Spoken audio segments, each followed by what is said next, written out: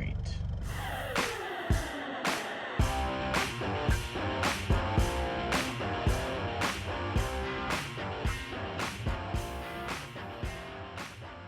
Well, welcome back to yet another episode of Roxanne Fix It.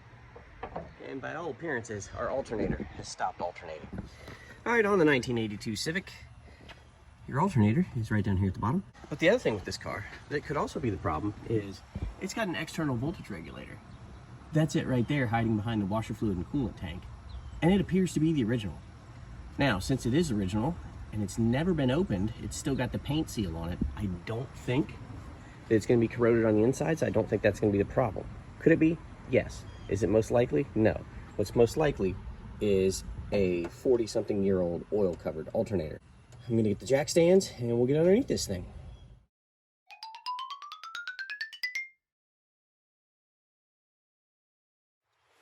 All right, now that this thing's up in the air, the only thing left to do before we start messing with that alternator is disconnect what it alternates to. We do not want to leave this battery connected. That would be a very bad idea. And I've got it in quick disconnect mode. Here we go. All right, so here we are at the underbelly of the front of the Honda Civic, driver's side. This is your alternator right here. You've got a bottom bolt that's actually got a nut on this side, so this is a through bolt. Up top on the front, you've got your pivot bolt, which I think is a 12. These are 14s. And there are some random electrical connections, and we'll get this thing off of here. Oh, well, that's good. I haven't touched this, and these are finger tight. Oh, yeah. I guess it's better than rusted altogether.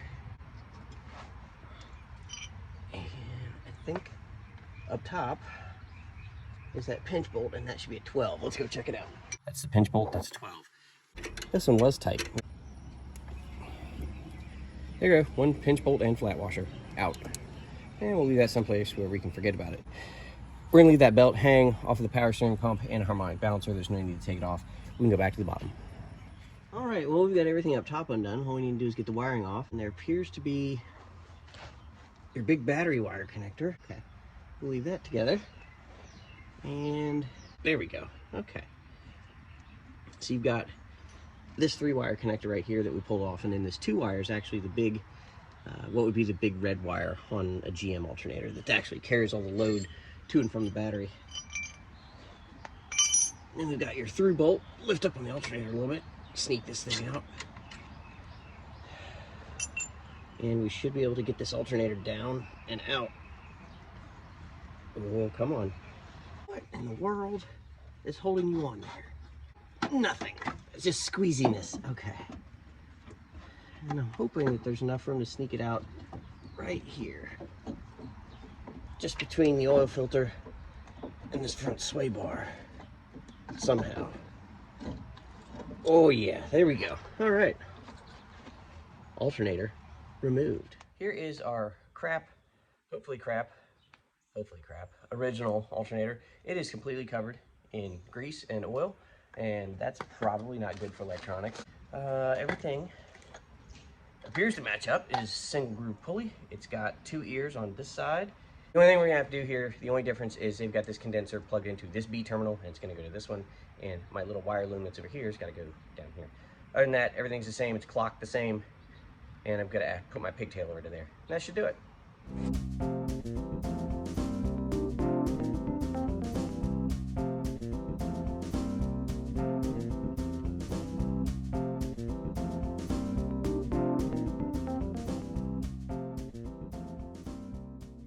All right, so only real difference I saw in this is that the stud here is much longer and actually contained the wire loom bracket and the condenser.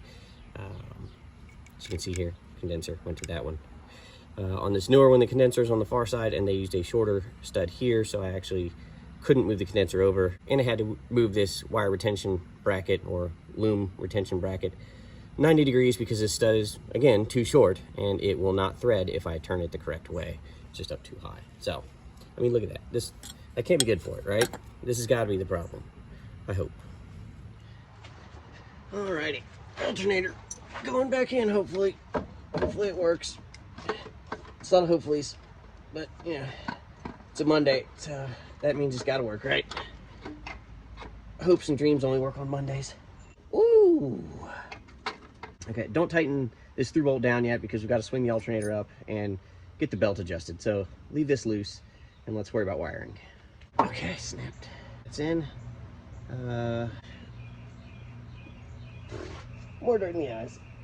Oh, yep, no, that's got some grit to it. Oh, good, I've already got this dirty. We'll wipe it off later, but it is time to go to the top, get the other bolt on, and put that belt back on. Ooh, look, I remembered where I put that bolt. All right, that belt is near the end of its adjustment life, but we're gonna add a little bit to it. I've got this big pry bar, but you don't actually need to put that much tension on it. If you put too much tension on it, you're actually gonna load up the bearings in that alternator and burn them out a lot quicker. So really, I'm just going to pull a little bit of the slack out of it.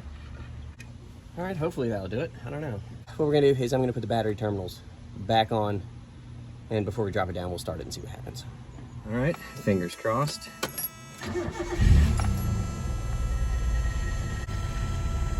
Well, nope.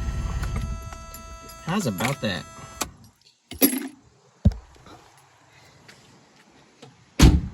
All right, well, this little rusted colored box right here is the voltage regulator, and we've got to test and see with it running if we've got voltage in a couple different places, and if we don't, then I guess we'll be replacing the voltage regulator along with the alternator.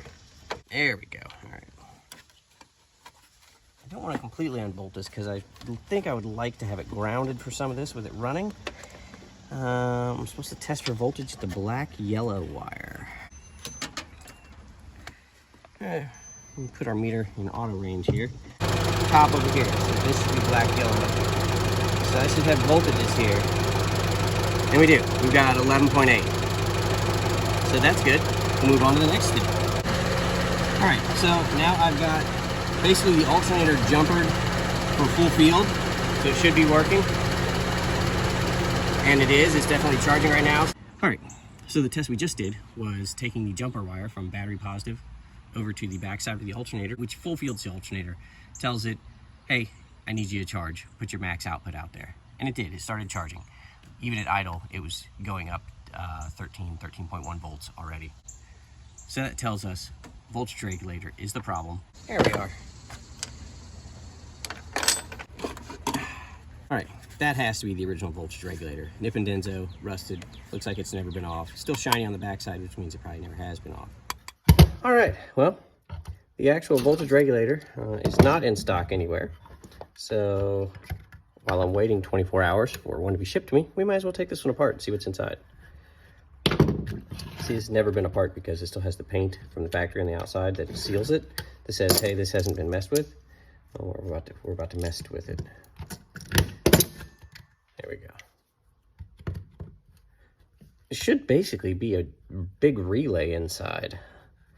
Nothing really special about them. They're pretty mechanical. There we go.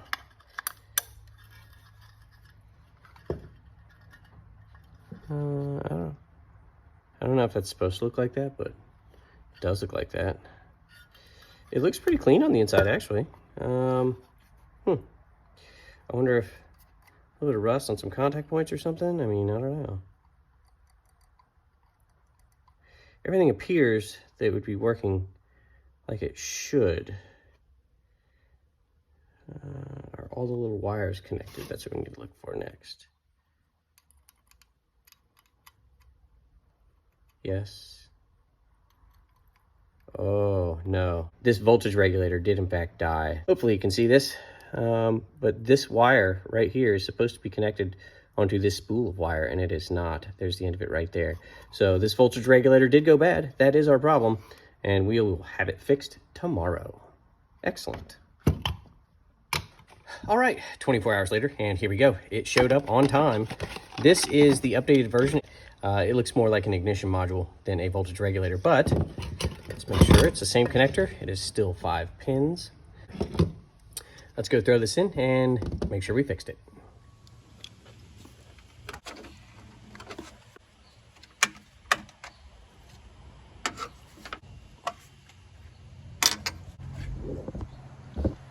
Alrighty, everybody cross your fingers.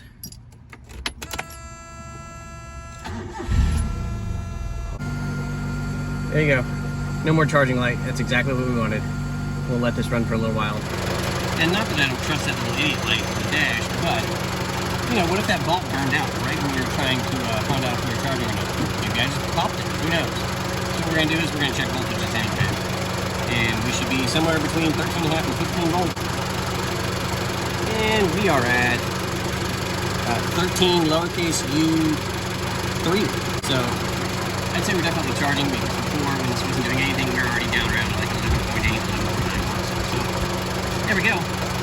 Verification, that is definitely charging. It's really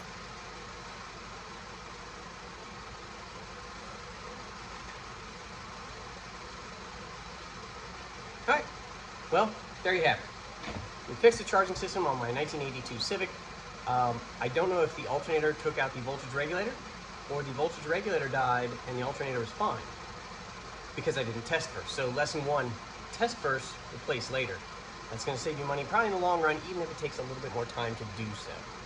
Hopefully, if you've got to repair or replace anything on a charging system from cars for the 1980s, specifically Honda Civics or maybe Japanese cars, because they're all pretty similar, that's going to help you out.